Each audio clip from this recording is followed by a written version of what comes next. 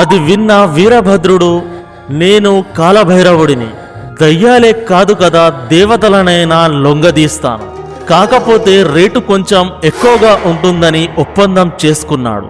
ఊరి బయట ఉన్న పొలాల దగ్గరికి వెళ్ళాడు. అక్కడ ఒక ఆకారం కదులుతుంది.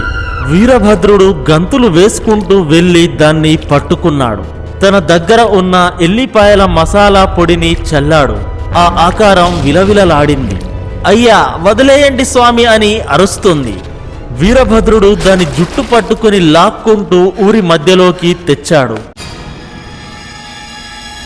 నమస్కారం మిత్రులారా. ఎవరి వీరభద్రుడు? అతను ఏం చేశాడు? అతని శక్తులేంటో మీకు తెలుసా? వీరభద్రుడు ఎంతటి మహామహుడో! తన ఇంట్లోని ప్రేతాన్ని తన మాట వినేలా చేసుకున్నవాడు, పిశాచాలను పిశాచీలను ఓడించినవాడు, మాయలు చేసే దయ్యాన్ని లొంగదీసుకున్నవాడు, చివరకు ఆ బ్రహ్మరాక్షసుడినే బంధించి తీసుకొచ్చిన వీరుడు. గత ఎపిసోడ్లో మనం చూసాం, బ్రహ్మరాక్షసుడి ముందు ఆ ఇద్దరు తాంత్రికులు భయంతో వణికిపోయారు. ఆ రాక్షసుడు వెళ్ళాక మహాతాంత్రికుడు కాలభైరవుడు తన పంతం విడిచాడు. నాకు ఆ రాక్షసుడి శరీరం వద్దు, నా సొంత శరీరమే చాలు అని నిర్ణయించుకున్నాడు. ఇప్పుడా మాయాదర్పణాన్ని అంటే యక్షిని అద్దాన్ని ఉపయోగించి కాలభైరవుడిని తిరిగి బతికించే సమయం వచ్చింది. ఈ రోజు కథ చాలా భయంకరంగా, చాలా ఉత్కంఠకరంగా, అక్కడక్కడ కొంచెం నవ్వు తెప్పించేలా ఉంటుంది.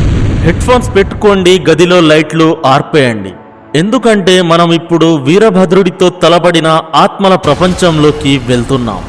నల్లమాల అడవుల్లోని ఆ రహస్య శ్మశాన వాటికలో వీరభద్రుడు ఇంకా అతని గురువు మరియు ఆ జీవశ్చవమైన కాలభైరవుడు కూర్చొనున్నారు.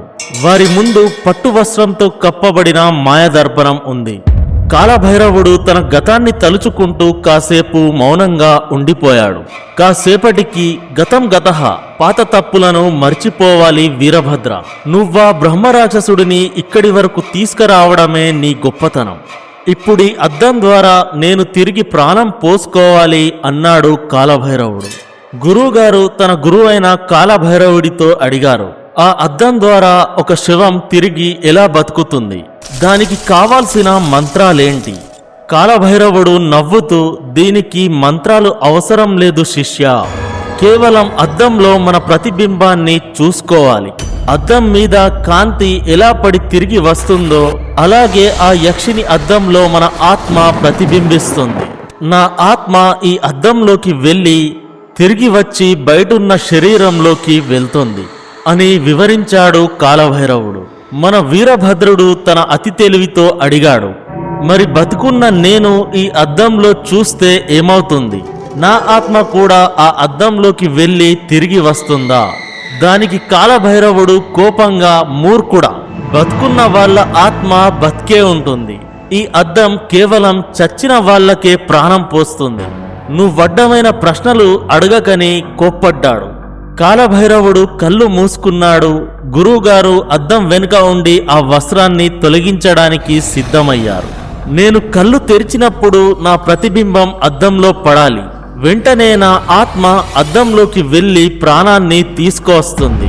అది తీసుకొచ్చిన వెంటనే నువ్వు అద్దాన్ని మళ్ళీ కప్పాలని చెప్పాడు కాలభైరవుడు. గురువుగారు ఆ అద్దాన్ని తెరిచారు. కాలభైరవుడు కళ్ళు తెరిచాడు. సరిగ్గా అదే సమయంలో వీరభద్రుడు కుతూహలంతో కాలభైరవుడి వెనుక నుంచి ఆ అద్దంలోకి తొంగి చూశాడు. ఒకేసారి ఇద్దరి ప్రతిబింబాలు అద్దంలో పడ్డాయి. ఇప్పుడేమవుతుంది? అక్కడొక వింత జరిగింది. వీరభద్రుడి ఆత్మ కాలభైరవుడి శవంలోకి, కాలభైరవుడి ఆత్మ వీరభద్రుడి శరీరంలోకి మారిపోయాయి. గురువుగారు వెంటనే అద్దాన్ని కప్పేశారు. కాలభైరవుడిప్పుడు వీరభద్రుడి శరీరంలో ఉన్నాడు. తన చేతులను చూసి షాక్ అయ్యాడు. నేను వీరభద్రుడిలా మారిపోయానేంటి అని అరిచాడు.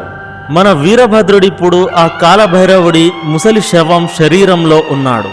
తన వంకాయ లాంటి ముఖాన్ని చూసుకొని, అరేరే నేను ముసలివాణ్ణైపోయానే, ఆ కాలభైరవుడి శవం కనబడట్లేదని కంగారు పడ్డాడు. ఎదురుగా చూస్తే మరో వీరభద్రుడు. అది చూసిన కాలభైరవుడికి ఎక్కడి లేని కోపం వచ్చింది. వీరభద్రుడి శరీరంలో ఉన్న ఆయన పక్కనే ఉన్న ఇనుపరాడు తీసుకొని వీరభద్రుడిని కొట్టడానికి పరిగెత్తారు. గురుగారు ఆ అద్దాన్ని దాచిపెట్టి, ఆగండి కాలభైరవ గురుగారు, మీ శరీరాన్ని మీరే కొట్టుకుంటే గాయాలు మీకే తగులుతాయి అని ఆపాడు. కాలభైరవుడు ఆ మాటలు విని ఆగాడు. అవును కదా, వీడు నా శరీరంలో ఉన్నాడు, వీడిని కొడితే నాకే నొప్పులు వస్తాయి, ఈ రాత్రి ఇలాగే ఉండాలి, మళ్ళీ రేపు ఆత్మలను మార్చుకుందాం అని నిర్ణయించుకున్నారు. శ్మశానంలో ఇద్దరు తాంత్రికులు నిద్రపోయారు. కాలభైరవుడి శరీరంలో ఉన్న వీరభద్రుడు మాత్రం నిద్రపోలేకపోయాడు. ఈ కొత్త శరీరం బాగుంది, చాలా శక్తివంతంగా అనిపిస్తుంది, ఇక్కడ కూర్చుంటే బోర్ కొడుతుంది, వెళ్ళేదైనా దయ్యం పట్టుకొచ్చి 4 డబ్బులు సంపాదిస్తామని అనుకున్నాడు. ఆ ముసలి శరీరంతోనే పక్కనే ఉన్న పెద్ద ఊరు అనే గ్రామానికి వెళ్ళాడు. ఆ గ్రామంలో ఉన్న వాళ్ళంతా చాలా బలవంతులు, కత్తిసాము చేసే రౌడీలు, తేడా వస్తే తలలే నరికేస్తారు. కానీ రాత్రైతే చాలు దయ్యం పేరుతో వణికిపోతారు. ఆ ఊర్లో ఒక చుడేల్ అంటే ఒక రాక్షసి ఉందని, అది జనాలను భయపెడుతుందని వీరభద్రుడు విన్నాడు.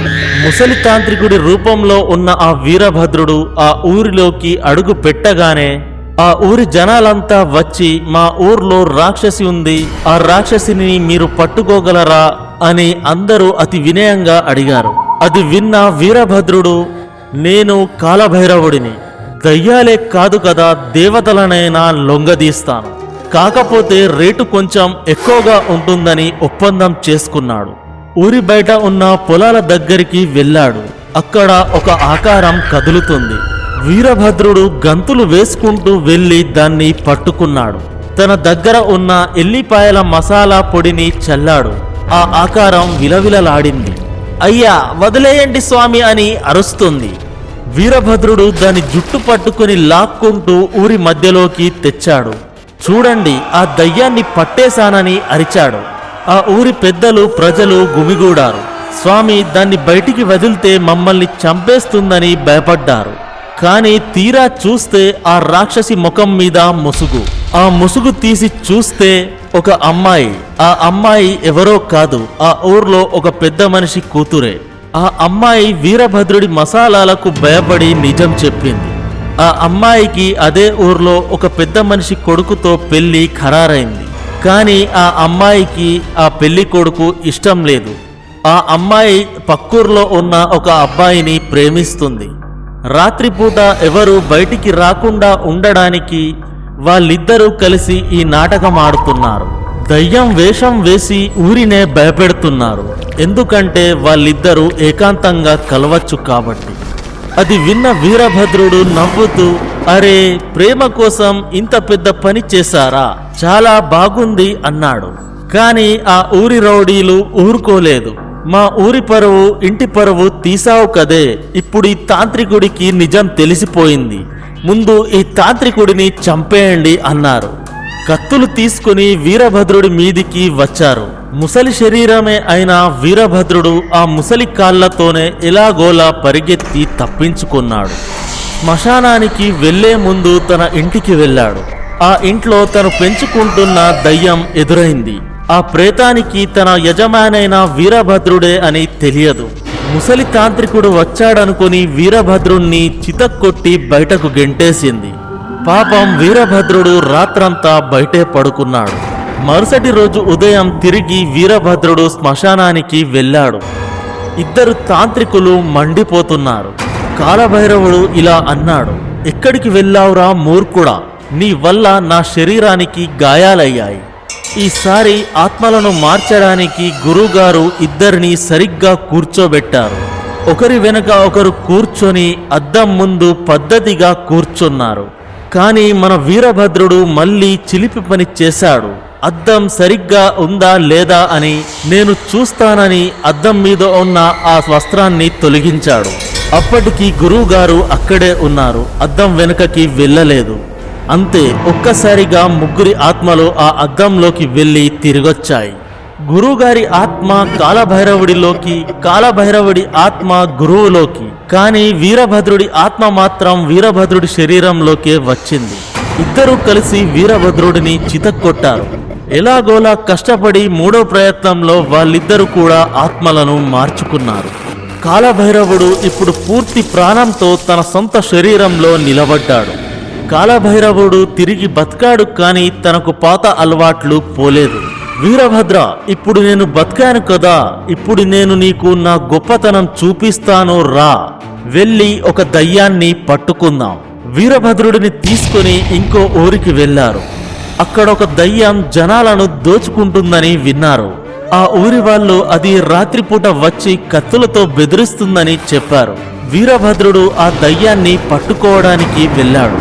అక్కడొక ఆకారం, దాని తల మీద కొమ్ములు, ఒళ్ళంతా నూనె పెట్టుకుని వింతగా ఉంది. వీరభద్రుడు మంత్రాలు చదువుతూ, ఎవరు నువ్వు, ప్రేతానివా పిశాచానివా అని అడిగాడు. ఆ ఆకారం భయపడి, అయ్యా, నేను దయ్యాన్ని కాదు, నేనొక దొంగని. ఇక్కడొక పెద్ద రాజకీయ నాయకుడైన ఎమ్మెల్యే ఇల్లు ఉంది. అందులో దొంగతనం చేయడానికి దయ్యం వేషం వేసుకున్నాను. నాకు ఆ ఇంట్లో ఎక్కడో రహస్య నిధి ఉందని తెలుసు. నాకు సహాయం చేస్తే నీకు సగం వాటా ఇస్తానని నమ్మించింది. వీరభద్రుడు ఆ మాటలు నమ్మి గోడ దూకి ఆ ఇంట్లోకి వెళ్ళాడు. చాలాసేపు వెతకగా లోపల ఒక పెట్టె కనిపించింది. దాన్ని పగలగొడితే కోట్ల రూపాలున్నాయి. వీరభద్రుడు ఆశ్చర్యపోయాడు. కానీ సరిగ్గా అదే టైంలో అలారం మోగింది. ఆ దొంగ డబ్బులు తీసుకుని పారిపోయాడు. వీరభద్రుడు మాత్రం లోపల చిక్కుకుపోయాడు. సీసీ కెమెరాల్లో వీరభద్రుడి ముఖం స్పష్టంగా పడింది. పోలీసులు అతన్ని వెంటాడారు. కానీ వీరభద్రుడు ఎలాగోలా తప్పించుకుని తిరిగి శ్మశానానికి వచ్చాడు. మరుసటి రోజు ఉదయం పోలీసులతో ఆ రాజకీయ నాయకుడు శ్మశానానికి వచ్చాడు. వాళ్ళు వీరభద్రుణ్ణి కాకుండా కాలభైరవుడిని పట్టుకున్నారు. ఎందుకంటే కాలభైరవుడు గతంలో ఆ నాయకుడి ఇంట్లో పూజలు చేస్తానని చెప్పి వాళ్లను మోసం చేసి పారిపోయాడు. అప్పట్నుంచి పోలీసులు ఆయన కోసం వెతుకుతున్నారు, కానీ ఎప్పుడూ దొరకలేదు. ఆ ఎమ్మెల్యే కాలభైరవుడిని గట్టిగా చెంపదెబ్బ కొట్టాడు. అరే కాలభైరవ, నీ గురించి నాకు తెలుసు. నువ్వేమీ తాంత్రికుడివి కాదు, ఒక గొప్ప మోసగాడివి.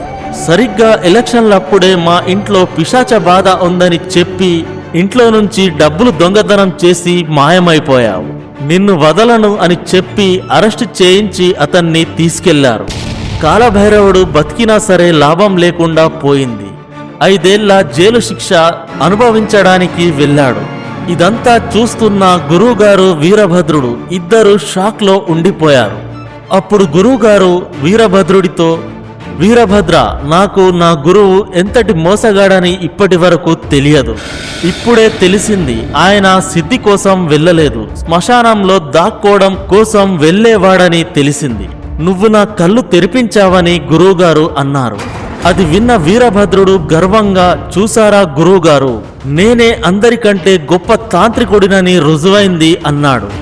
దానికి గురువుగారు నవ్వుతూ, వీరభద్ర, నాకు నీ గొప్పతనం అర్థమైంది. అందుకే నేను నీకొక కొత్త పనిని అప్పగిస్తున్నాను. ఒక అడవి మధ్యలో ఒక రహస్య రైలు బండి నడుస్తుంది. అది గాలిలో నడుస్తుంది. అందులోకి వెళ్ళిన వారు తిరిగి రారు. ఆ రహస్యమేంటో తెలుసుకొని రావాలిరా అన్నాడు. మన వీరభద్రుడు సంతోషంతో సిద్ధమయ్యాడు. కానీ ఆ రైలు వెనక ఉన్న భయంకరమైన నిజం వీరభద్రుడికి తెలియదు.